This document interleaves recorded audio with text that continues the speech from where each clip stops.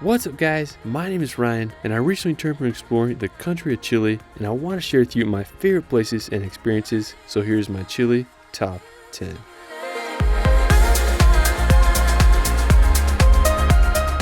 Located in South America, Chile is a massive country offering some of the most diverse landscapes on the continent. From the scenery of Patagonia to the otherworldly landscapes of the Atacama Desert, Chile is waiting to be experienced. Let's start this video off at the capital of Chile, Santiago. Located in the center of the country, Santiago is a massive city. It was founded in 1541 and today it's the largest city in the country with about 40% of the population living there. One of the highlights of Santiago is the Gran Torre Costanera. It's the tallest building in South America with a height of 984 feet and was completed in 2013. A fun thing that you can do in Santiago is visit the Cerro San Cristobal. It's this hill that overlooks the capital and you can take up a gondola to reach the top of it. Another thing that I like about Santiago is that it's close to the Andes Mountains. They overlook the city and you can visit some really cool places nearby. One interesting spot is El Yeso Dam. It's about a 2-hour drive from Santiago and it's this huge reservoir nestled in the Andes Mountains. Afterwards, we're going to venture to one of Chile's most unique places, Easter Island.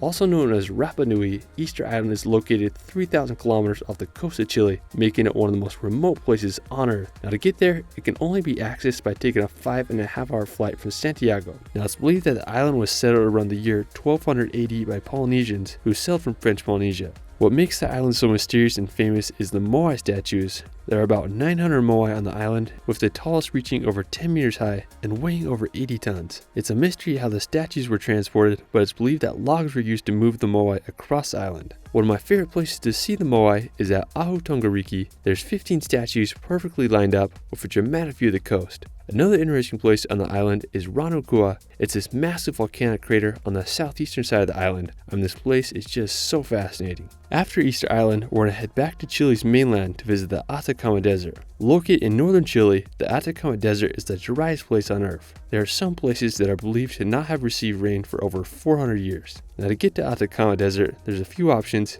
You can fly into the Calama airport and then head to the town of San Pedro de Atacama, which has a lot of attractions. The Valley of the Moon is one of the most popular places in Atacama. It's located just a few minutes outside of San Pedro, and the Valley of the Moon is home to these incredible geological formations that look amazing, especially during sunrise or sunset.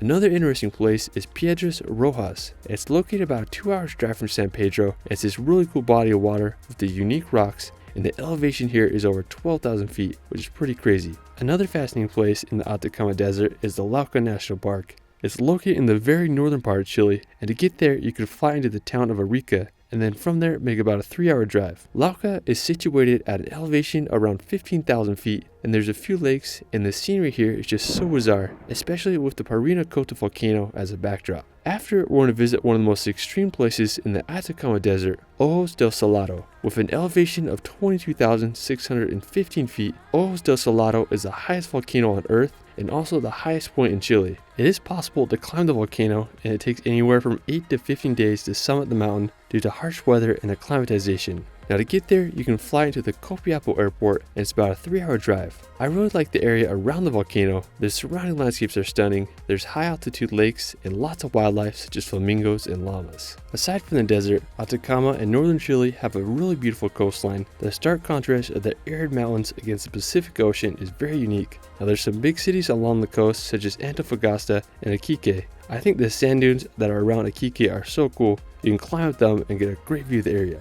Afterwards, we're going to leave the desert to visit the Lake District. Located in southern Chile above Patagonia, the Lake District offers some of the country's most beautiful scenery. It's a land full of pristine rivers, snow-capped volcanoes, and amazing lakes. One of my favorite places in the Lake District is Conguillo National Park. Located about a 2-hour drive from Temuco, I think Conguillo is one of the most beautiful and unique places in Chile. The crowning feature of the park is the Llama volcano. It's one of the most active volcanoes in Chile and has a height of 10,253 feet. It's erupted many times in the previous centuries, with its most recent in 2009. Now my favorite feature of the area is the araucaria trees, also known as the monkey puzzle tree. I think they are some of the most peculiar shaped trees in the world. It's the official tree of Chile and I think they just look so cool. And it's one of the most scenic backdrops with the araucaria trees and the volcano in the distance. Another really cool town in the Lake District is Pucón. Located about an hour and a half from Temuco, Pucón is this picturesque town on Lago Villarrica and is a perfect place to base yourself as you explore the Lake District. There's so many attractions nearby, and I love the backdrop of the Villarrica volcano, which is one of the most active volcanoes in the country, last erupting in 2015. Another incredible volcano in the Lake District is Osorno. Located about an hour and a half outside of Puerto Montt, Osorno is one of the most iconic volcanoes in the region with its distinctive shape. It has a height of 8,701 feet, and what I like about it is that you can see it from all over the region. I really like the view of the Osorno volcano across the nearby lake. I also like that you can drive up Osorno and there's a ski lift that can take you even higher up the mountain. After we're going to go on a drive on the Carretera Austral. Also known as Chile's Route 7, the Carretera Austral is one of the most scenic drives in South America. The route starts in Puerto Montt and drives through rural Patagonia and ends in Villa O'Higgins.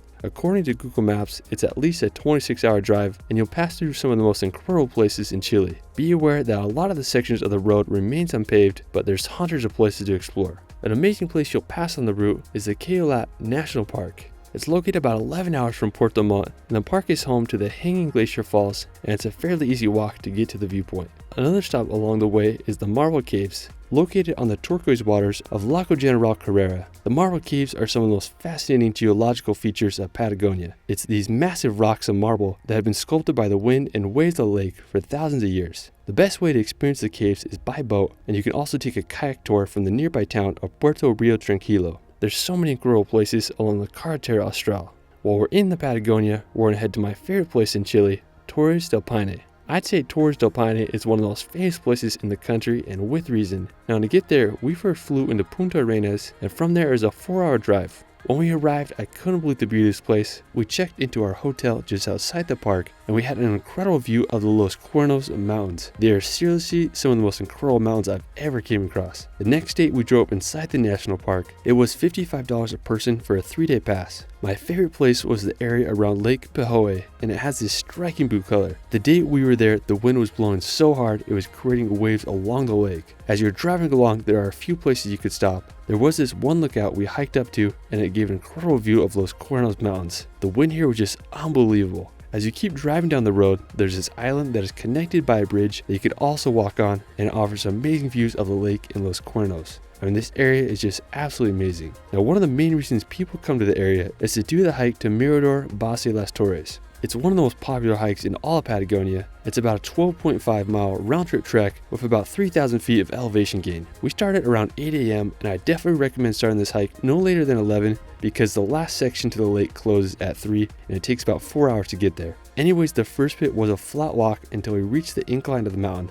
Once we got to the top of that section, it was a beautiful view to the valley. About halfway, we came to the Chilean Refugio. This is where people can get something to eat or spend the night. We kept going, and after about 3 hours, we got to the hardest section of the trek. It's an uphill scramble, and it was a challenge, but once you reach the top, you're rewarded with one of the most incredible views of the Torres Mountains. We spent a good hour just enjoying the view and also recovering from the hard hike. I mean, there's very few places as epic as this. After we headed back down, and the whole trek took us 8 hours to do, I have to say it was one of the hardest day hikes I've ever done in my life, but well worth it. After, we're going to search for Patagonia's most elusive animal, the puma. One thing special about this area in Chile is that it's one of the best places in the world to see pumas. If you're lucky, you might see one in the Torres del Paine National Park, but we did an expedition with Leon Amarga, which takes place on the private land right outside of Torres del Paine, and it was one of the craziest wildlife experiences I've ever had. We started at 5 a.m. and headed off to find the pumas. A guide had spotted one, so once we got close, we started hiking in that direction, and after a few minutes, we came across this puma just perfectly perched on a hill. As I was filming it, it started walking towards us, and the guy told us not to move, and it just walked right past us. I mean, it was an absolute adrenaline rush. We filmed the gray puma for a bit, and then this other brown one came out of nowhere, and they got in a little fight.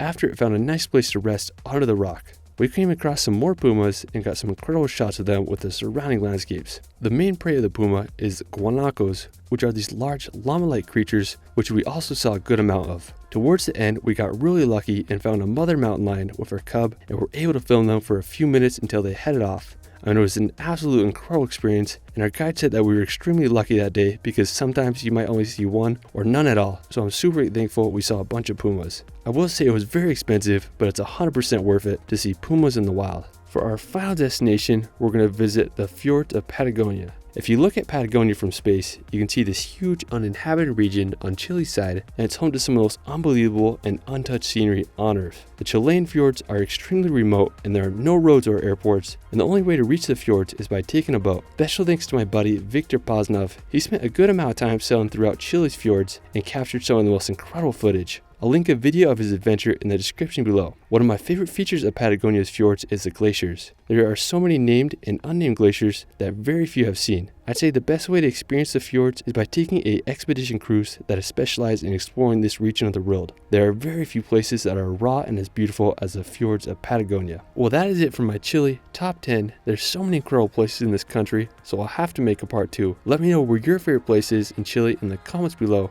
You can find me on Instagram and TikTok at shirley.films. It's Ryan, and we will see you later.